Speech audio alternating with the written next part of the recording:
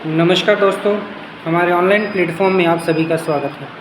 जैसे कि आप सभी जानते हैं कि हम डिप्टी सीएम से लगातार मुलाकात कर रहे हैं और उनके संपर्क में हैं। अभी यही मुलाकात हमारी रामनवमी के दिन हुई, जिसके लिए मैं सुबह डिप्टी सीएम के घर गया, मतलब रीवा के अमैया निज निवास पर गया। वहाँ पे मैंने उनको अपना ज्ञापन दिया और अपनी समस्याओं से अवगत कराया। तो सुबह उन्होंने सिर्फ अपना ज्ञापन ही पढ़ा और ज्ञापन पढ़ने के बाद उन्होंने बोला कि आप हमसे सर्किट हाउस में मिले शाम को 5 बजे। इतनी बात कह के वो अर्जेंट में कहीं जा रहे थे तो वहाँ चले गए। फिर उसके बाद हमने सभी ग्रुपों में मैसेज डाला और सभी को अवगत कराया कि शाम को 5 बजे हम सभी शिक्षकों को सर्किट हाउस पहुँचना है। मैं उन सभी शिक्षकों का तहे दिल से धन्यवाद देना चाहता हूँ, जिन्होंने मेरा साथ दिया और वहाँ पर आए। एक संख्या बाहुबल लगभग 10 से 15 लोगों का दिखा, उसके लिए मैं तहे दिल से आप सभी का धन्यवाद देना चाहता हूँ। लेकिन एक खेद भी है कि जिस तरह से हम लोग लगे हैं, लगातार मेहनत कर रहे हैं, हम आपको ये तो नहीं बोल रहे कि आप भी जैसे मैं मेहनत कर रहा हूँ वैसे करिए, लेकिन जब समय पर बुलाया जाए तो आप सभी उपस्थित हों। ये सब आप सभी की भी जिम्मेदारी है, सिर्फ मेरी जिम्मेदारी नहीं है। हाँ, मैं इसमें ज़्यादा एक्टिव हूँ और हमें अपने पद चाहिए, अपना सम्मान चाहिए। मैं ये मानता हूँ कि ये मेरा व्यक्तिगत काम है, इसलिए मैं बिना स्वार्थ के वहाँ जाता हूँ और अपने पद के लिए जाता हूँ और मैं अपना पद लेकर ही मानूँगा तब तक मैं वहाँ जाऊँगा। तो इसी तरह अगर हम आपका समय बचाते हैं, हम आपको बोल रहे हैं कि बस आपको इस समय पर पहुंचना है, डिप्टी सीएम महोदय ने बुलाया है, तो आप इस पर सहयोग करें। और कुछ हमारे साथी जो कि बिल्कुल ही बेवकूफ़ किस्म के हैं, जो ना तो काम करते हैं ना करने देते हैं, उनका क्या होगा भगवान मालिक है। लेकिन ऐसे बेवकूफ़ों को मैं एक छोटा सा मैसेज देना चाहूँगा कि आप चूड़ी पहन के घर में बैठे हो तो बिल्कुल बैठो, लेकिन जो काम कर रहा है, जो अग्रसर है और जिसको अपने पद की चाह है, वो आएगा, आप रोक भी नहीं पाओगे। अगर आप ये चाहते हो कि आप रोक लो तो रोक लो भाई, जिसको नौकरी की ज़रूरत होगी वो आएगा, जिसको नहीं होगी तो नहीं आएगा। भाई हमें ज़रूरत है, हम भाग रहे हैं। आपको घर में बैठ के चूड़ियाँ पहन के दूसरों पर टिप्पणी करनी है, बिल्कुल करिए, शौक़ से करिए, हमें कोई फ़र्क नहीं पड़ने वाला।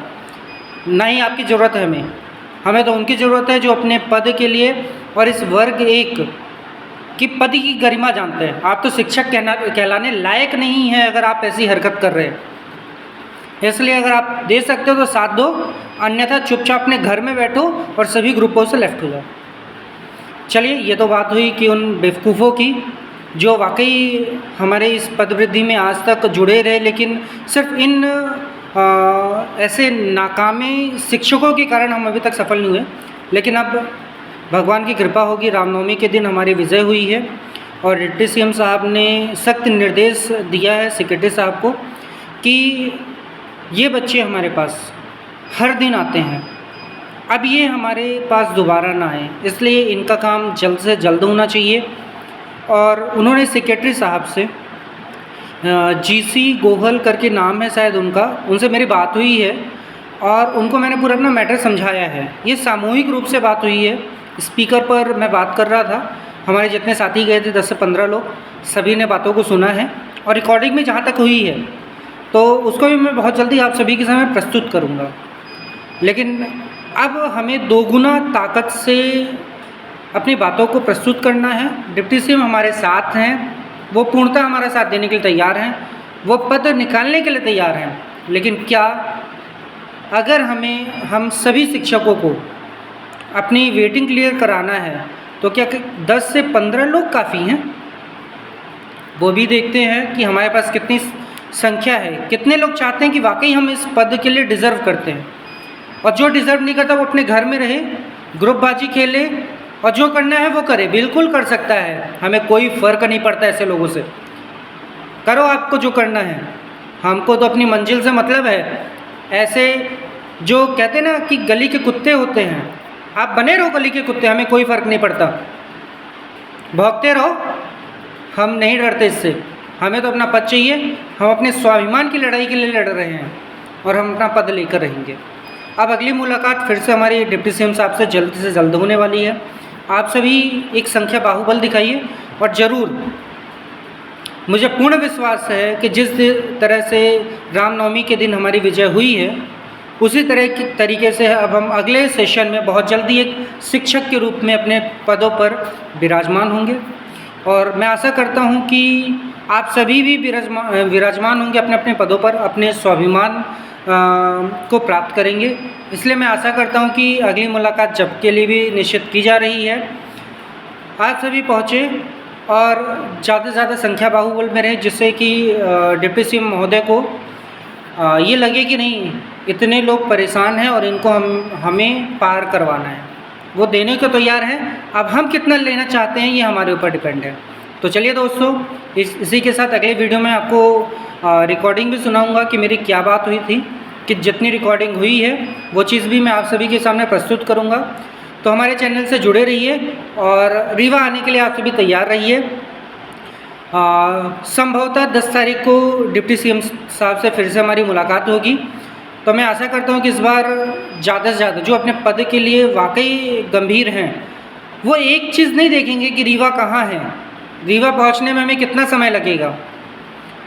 ऐसे तो फिर मैं भी कह सकता था कि मुझे उज्जैन पहुँचने में 24 घंटे लगते थे, मुझे भोपाल पहुँचने में 12 घंटे से ज़्यादा लगते थे।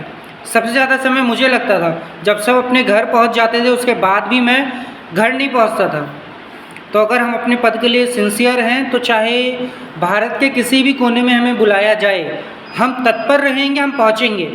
और आपकी संख्या बाहुबल ही सुनिश्चित करेगा कि आपको कितना पद चाहिए।